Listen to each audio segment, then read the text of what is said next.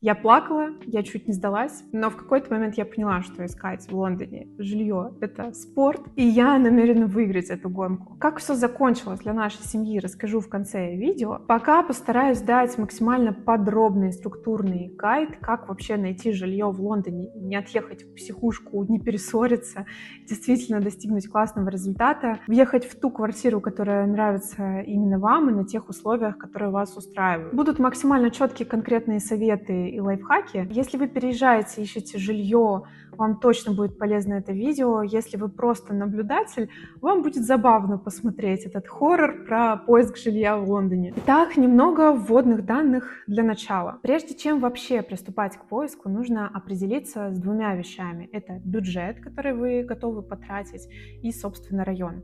Как это сделать? Сначала вообще выпишите все ваши приоритеты, на что вы ориентируетесь, что для вас важно. Близость outstanding школ, развитая инфраструктура, какой-то тихий район, низкий криминал, близость к работе. Вот выпишите это все прям в столбик и расставьте баллы, что для вас самое важное. Потому что вангую чем-то из этого точно придется пожертвовать, лучше сразу понимать чем. По поводу бюджета. В Лондоне все очень с этим жестко.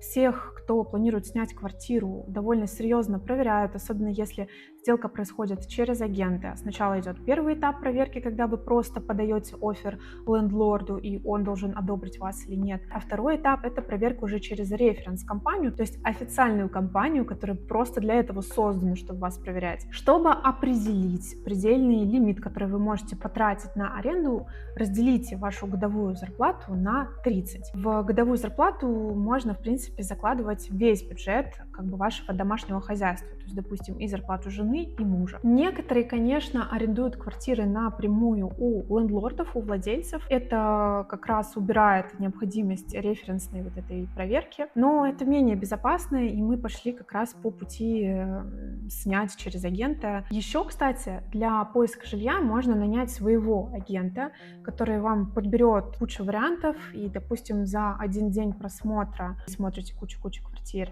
это будет стоить примерно 800 фунтов. Есть также агенты, которые занимаются подбором под ключ, это стоит уже 2-2,5 тысячи фунтов. Если вам нужны вообще рекомендации по таким агентам, можете написать мне в телеграм-канале, я оставлю ссылочку в описании. Оглядываясь назад, я сейчас понимаю, что рационально к таким специалистам обратиться, потому что времени и сил уходит просто вагон на это. Также, что нужно сказать по бюджету, очень важно в него закладывать еще коммунальные платежи и налог. Коммунальные платежи будут варьироваться в зависимости от того, у вас старый фонд или новый фонд, электричество или газ. Электрифицированные дома по коммунальным платежам дороже где-то в 2 раза. Рейтинг вашего жилища вы можете сразу спросить. EPC, вот этот рейтинг вашего жилья, вы можете спросить сразу у агента. И то же самое по Council Tax. Council Tax — это налог, который зависит от того, в каком состоянии недвижимость, в которой вы снимаете жилье, и где она находится, то есть какова вообще ее стоимость. Это тоже можно выяснить заранее, сразу заложить в бюджет. Имейте в виду, что к стоимости вашего жилья, аренды, нужно прибавлять, как минимум от 300 до 500 и больше фунтов в месяц просто на коммуналку и налоги. Еще учитывайте, что метро здесь довольно дорогое, и дорогу до работы тоже лучше закладывать в бюджет съема квартиры, потому что иногда гораздо выгоднее снимать квартиру ближе к работе, пусть она даже будет подороже, но не тратить 200 фунтов на метро, а ходить, допустим, пешком или ездить на автобусе, что намного дешевле. При поиске, проверке района я советую использовать сайт Crystal Roof, оставлю его в описании. Там вы можете проверить просто абсолютно все о районе, об адресе, который вы там вбиваете. Вы можете посмотреть состав по национальностям людей, которые живут в этом районе, уровень криминала, доступность школ, доступность транспортную, уровень pollution, загрязнения, то есть там куча данных, просто поковыряетесь, очень интересно. Также учитывайте, что запад и юг Лондона — это чаще всего старый фонд, восток — это новый фонд.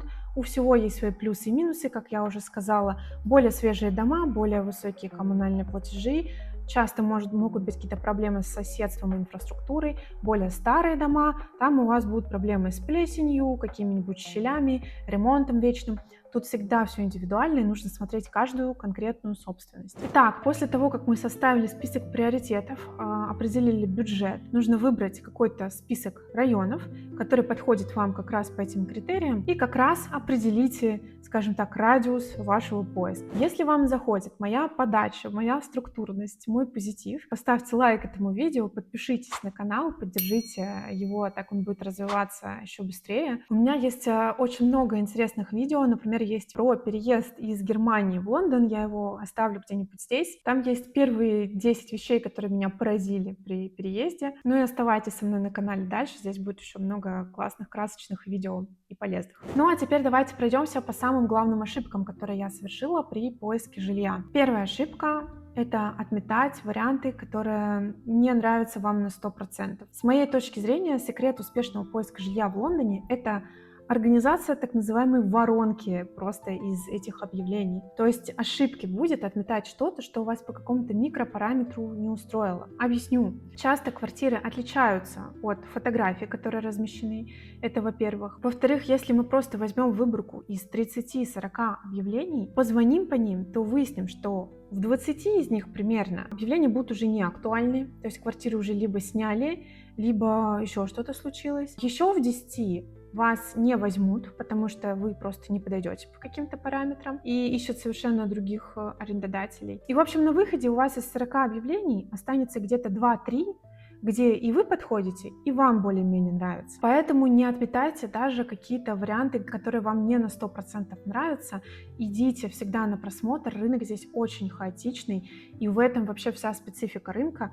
Говорят, что это рынок арендодателя, в каком-то смысле это так, но я бы просто сказала, что он мега хаотичный, и здесь происходит все очень быстро, и появление предложений на рынке, и, собственно, сам процесс съема. Вторая ошибка, которую я совершала, я много откликалась на объявления на сайтах, сейчас о сайтах поговорим чуть попозже, но я не звонила сразу. И это просто фаталити, ошибка, потому что если вы откликнулись на эти объявления, вам, дай бог, ответят через несколько дней, скажут, что это объявление уже не актуально и предложат что-то еще. Если вы хотите ухватить какую-то конкретную квартиру, вы откликнулись, то есть оставили inquiry на сайте, и тут же вы перезваниваете по указанному телефону, называете номер объявления, говорите, что оставили inquiry и спрашиваете, когда можно посмотреть.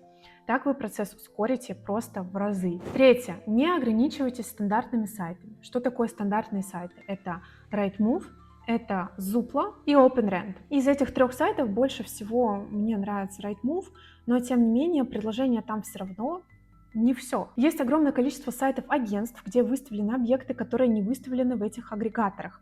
Просто загуглите агентство недвижимости Лондона, это будут, скорее всего, какие-нибудь Dexters, Foxtons и так далее. И вот на их сайтах есть много объектов, на которые тоже можно откликаться, и так вы себе просто расширите как раз эту воронку. Еще можно поискать в Facebook-группах, там тоже часто есть то, чего нет в агрегаторах. Еще, кстати, иногда бывает такое, что предыдущие арендаторы выезжают раньше и кому-то пересдают эту квартиру, как бы переуступают.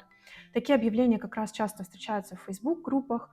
Можете такое поискать, но это не скажи, что часто встречается. Я, кстати, чтобы не запутаться вообще во всех этих объявлениях, сайтах и так далее, вела определенную табличку в Google, где в колонках были вообще наши требования, наши ожидания от жилья, скажем так, критерии, по которым мы его оценивали. В строках как раз варианты. Я записывала наши впечатления после просмотра. Если вам нужна такая табличка, можете забрать ее в моем телеграм-канале, я ссылку оставлю в описании. Итак, четвертая, скажем так, ошибка. Поначалу я не оставляла свои контакты агенту, если мне говорили, что эта квартира уже ушла с рынка, у нас есть что-то другое. Вот если вам такое говорят, обязательно оставляйте информацию о себе, свои контакты, не бойтесь этого. Потому что вам могут вполне предложить то, что только-только выходит на рынок, и еще это даже не выставили. Если вы подходите просто по профайлу, скажем так, искомого объекта, который запросил лендлорд. На самом деле лучшие варианты квартир, они разбираются где-то за 2 месяца до даты сдачи. И, может быть, даже и раньше. Агенты говорят, что самая жесть, вообще самый ужасный сезон самый хаос происходит летом. То есть ориентируйтесь на это, если есть возможность искать заранее, ищите заранее. Пятое. Я думала, что это дастся мне проще, потому что в Германии мы нашли квартиру довольно быстро. Здесь мне просто понадобились реально нервы из титана. И это мой совет, собственно, закладывайте, то есть готовьтесь к этому морально, закладывайте на это огромное количество времени. Это невозможно делать, ну, для меня, по крайней мере, совмещать с какой-то full-time работой.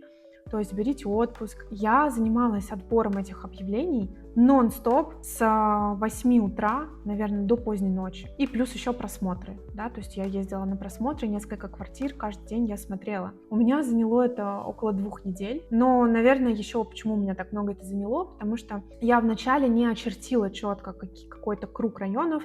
Мы смотрели разные районы, мы смотрели Crystal Palace, мы смотрели Surbiton, и потом мы только пришли к тому, что нам больше всего нравится вот этот уголочек Ричмонд, Strawberry Hill, Кингстон и так далее. Времени на передвижение между объектами уходит очень много, даже если они в рамках одного района, может уйти там час, просто чтобы из одного угла Ричмонда в другой доехать. Просто будьте к этому готовы, воспримите это как отдельную работу. Еще один такой совет и ошибка, которую можно совершить, это понадеяться на то, что можно долго думать. Это не тот рынок, на котором можно долго думать. Тут нужно сразу, если вам понравилось, реально понравился этот вариант, он вас устраивает, не искать от добра и подавать оффер. Что такое оффер? То есть это некое предложение лендлорду, который сдает эту собственность, с ценой, которую вы готовы заплатить. На некоторую недвижимость стоит делать предложение, то есть оффер выше, чем указана цена.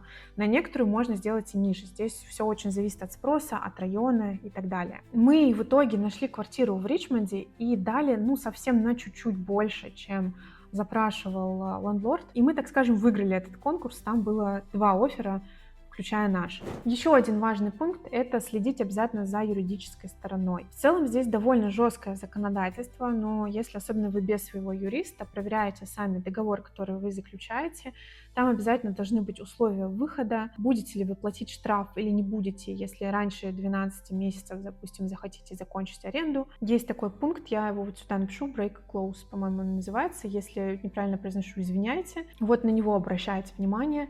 И готовьтесь еще к тому, что вам прямо перед сдачей нужно будет внести довольно большую сумму. Это, во-первых, holding deposit, некая сумма, которая просто позволяет снять эту квартиру с публичных показов. А еще, скорее всего, придется внести 1 месяц аренды, депозит, то есть там уже в зависимости от того, какие условия вам ставят. Итак, резюмируя все вышесказанное, здесь самое важное – это определиться сразу на берегу с критериями и уменьшить этот хаос хотя бы за счет порядка в вашей собственной голове. Поиск жилья в Лондоне – это действительно квест, но его можно вполне пройти.